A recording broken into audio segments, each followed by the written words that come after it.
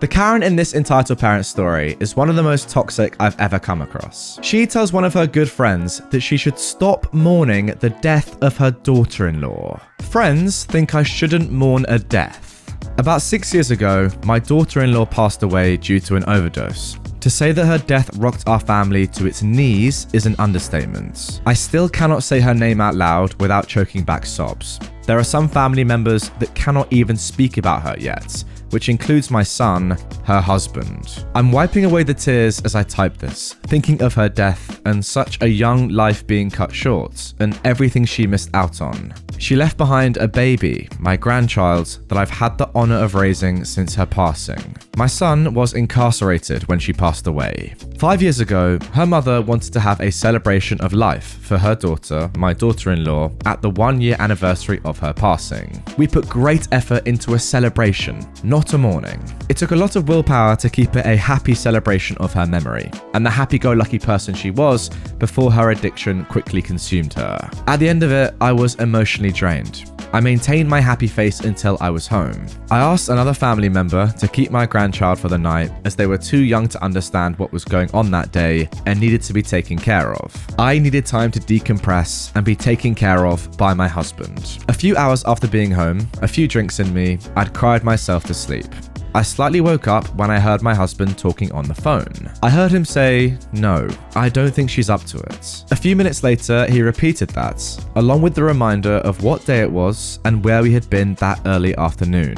After getting off the phone, he checked on me, asked if I was hungry yet, but to go back to sleep. I don't know how long it was. I'd went to lay down in my bed instead of the couch. I was deep asleep when someone yanked the blanket off of me and told me to get my lazy butt out of bed. I'm not gonna lie, I came up swinging. There stood my maid of honor. I asked her what the frick her problem was. She smirked and said, "Get your butt in gear. We're going to the bar to hear this band. No excuses." I shook my head and said, "I can't. I'm done for the day. I've got no more in me today." I've smiled and played nice all day when in the back of my mind, all I could hear was an endless loop of the phone call telling me that my daughter-in-law had died. Oh my god, everyone wants to go. Move it. No, really, I'm not up to being around more people. I can't take another crowd. My head hurts from the stress. I'm not up to loud music and bar noise. You're being selfish. We all want to go and you're holding us up. Get ready. Whatever. Bye. The door's behind you. You know, you need to get over it. She's dead. D-E-A-D, dead. She's gone. You can't bring her back. Do you think I don't know that? But I spent the last year being the rock for everyone. I'm taking tonight for me, and I'm going to cry for everything that she's going to miss out on. Oh, boo-hoo. A drug addict died. You're all better off without her anyway. What did you just say to me? I know you didn't just say that to me. Please, tell me that was my imagination.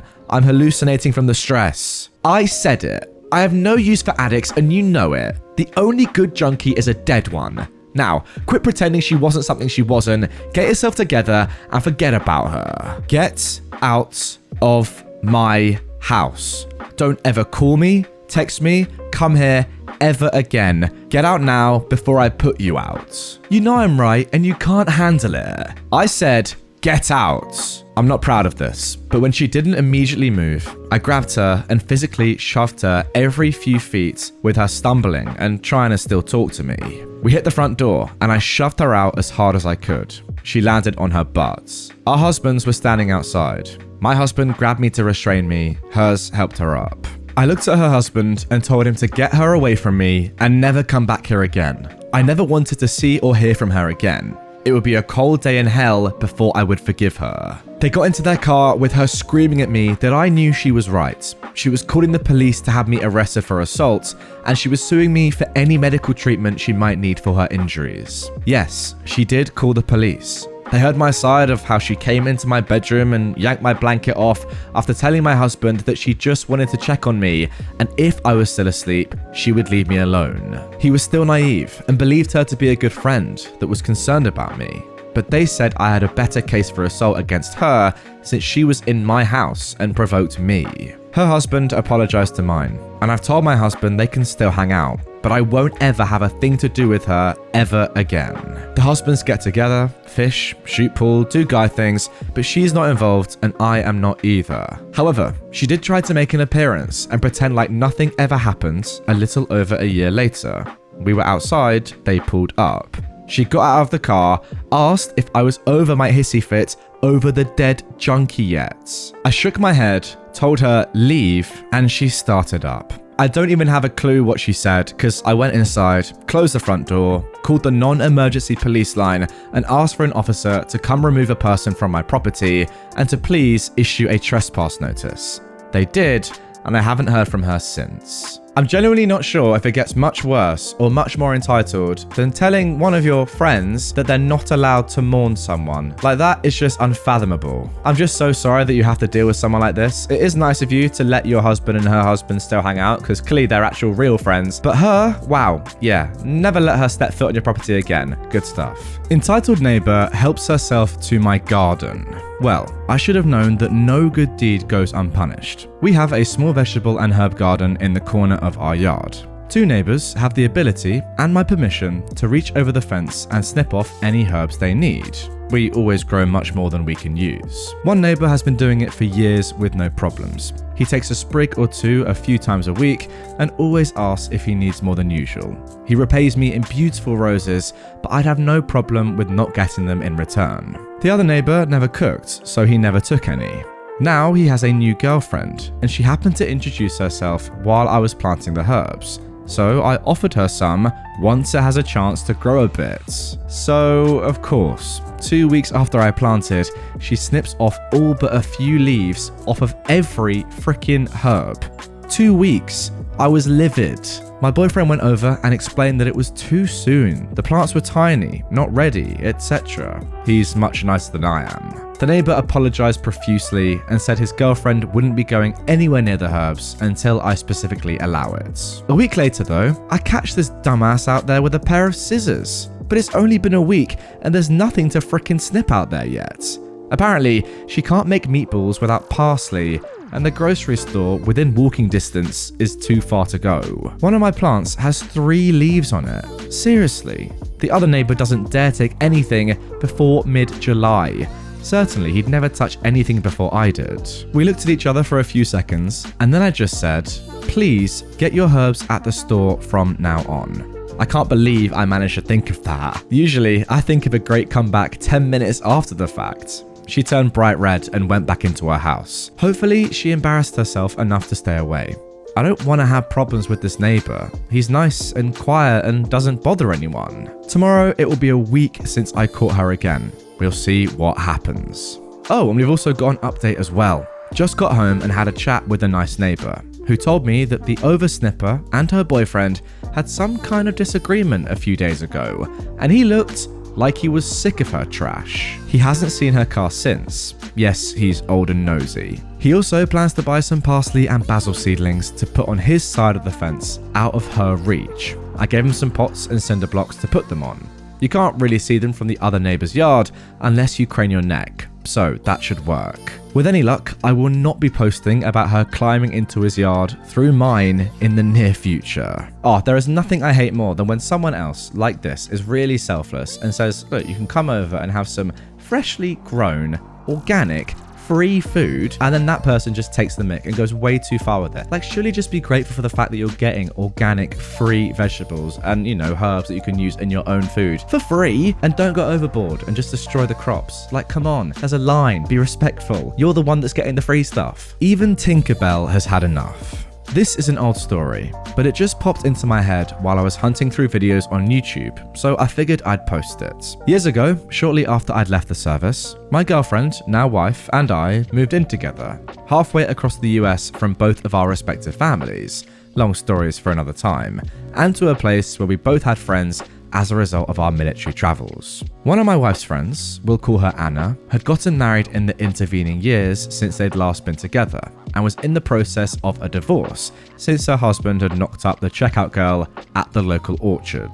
She had left the home, a single wide trailer, important for later, they owned, left the car they owned, which she'd solely paid for and was still in her name, moved back in with her parents, and got a second job.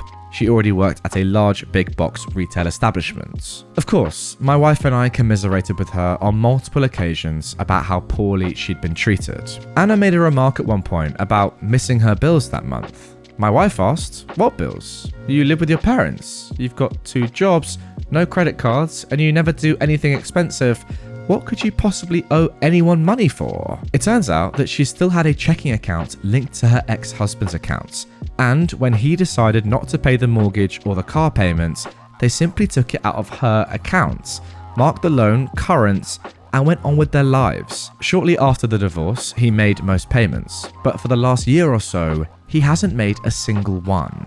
So, the ex-hubby has perfect credit because he never misses a payment, and Anna's credit is in the toilet because she is constantly late on her own bills. So yes, Anna may have 2 jobs and not a lot of bills, cell phone, car payment, insurance, but she's making someone else's mortgage and car payments as well, so she's pretty much broke. And that's why she never can do anything expensive, and has to have me change her oil in my gravel driveway because she can't afford $20 for Jiffy Lube. I asked her why she didn't close the accounts and go somewhere else. Anna's answer was, "But if they miss their payments, the bank will take their house and their car, and they have a baby. I can't do that to them." Wow, I'm just gonna say, Anna is such a kind person. I can't believe her husband did that to her.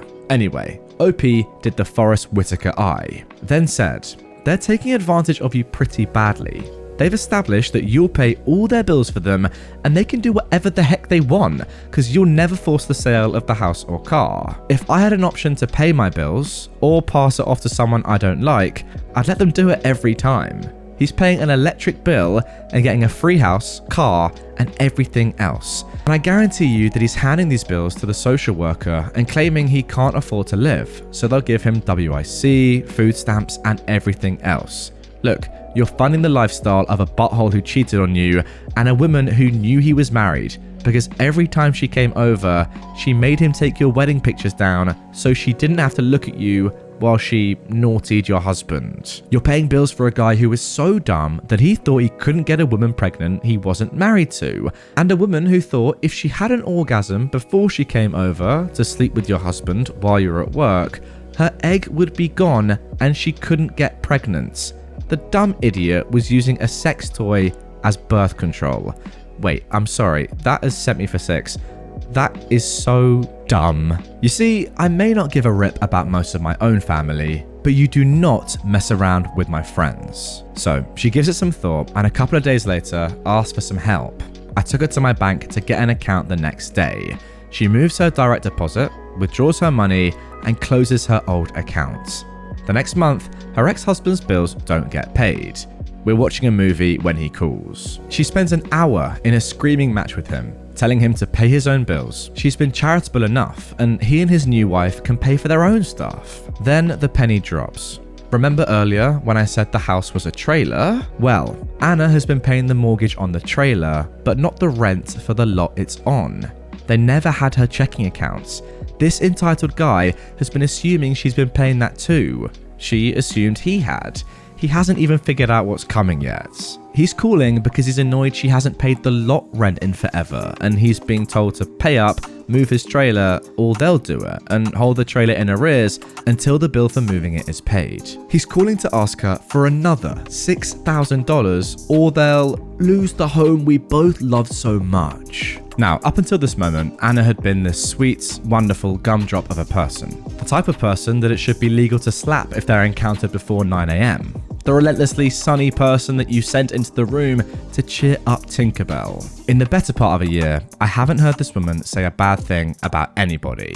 Until tonight. Until this guy called to complain that she hadn't been paying enough of his bills. And she loses her mind. She lights into this guy that he'd better figure it out because he's not getting another penny from her ever again. And while he's figuring out who to beg, borrow, or steal that money from, he may want to get a little extra since he's about to get the overdue notices for the house and the car too. He starts screaming so loud I can clearly hear what he's calling her from across the room before she calmly hits the end button, flips the phone over, pops the battery out, sets them both down on my table, hits play on the VCR, morphs back into her normally sunny self, and offers to make popcorn. Oh my god, this person is amazing. Monday morning, she went to the lawyer, filed a no contact order, filed for bankruptcy. Her credit was already a mess. There were bills her name was on, and she didn't want that to splatter all over her, and called the dealer that owned her car notes, told her she couldn't make the payments anymore, and offered them a voluntary repossession. She had them bring out their tow truck, and she meets the driver with the keys and the paperwork. She signs the forms and asks the driver oh so sweetly to drop her off at her parents' house on the way back to the dealer. And she waves at her ex from the passenger seat of the tow truck as he comes running out of the trailer wearing only a towel. I imagine wondering just what is going on with his car. Over the course of the next month or two, the dude lost his job because he couldn't get to work anymore. His wife had to go back to weighing pears at the orchard. It turns out she'd left her job when Anna was paying for everything, and sell his record collection, which was what he'd been spending his money on while someone else was paying for everything. On the bright side, I picked up original vinyl copies of Abbey Road and Yellow Submarine for a total of $5. Wow! Because his idiot wife running their yard sale didn't understand why the old trashy records were worth anything anyway. That's insane in itself. And that is how Tinkerbell burned some entitled butthole's life to the ground. Oh, can I just say first of all that Anna, you are an amazing person. I know so few people in my life that are like you. And what's amazing about these people is that once in a blue moon, when they do genuinely get a bit angry, because they're so nice 99% of the time, it's just amazing to watch. They're often in the right. I mean, as in this situation, yeah, absolutely in the right. And that just calm decimation of your ex-husband, it's just brilliant. Look, I can sit here and say that it should have been done earlier, and, you know, I agree with myself, I really do. But at least you got it done and just ruined his life. Can you imagine just like using someone else's cash for your entire life? I know OP said they'd do the same. I don't think that would sit well with me. I think I'd feel horrifically guilty, but wow, that is what these entitled buttholes get.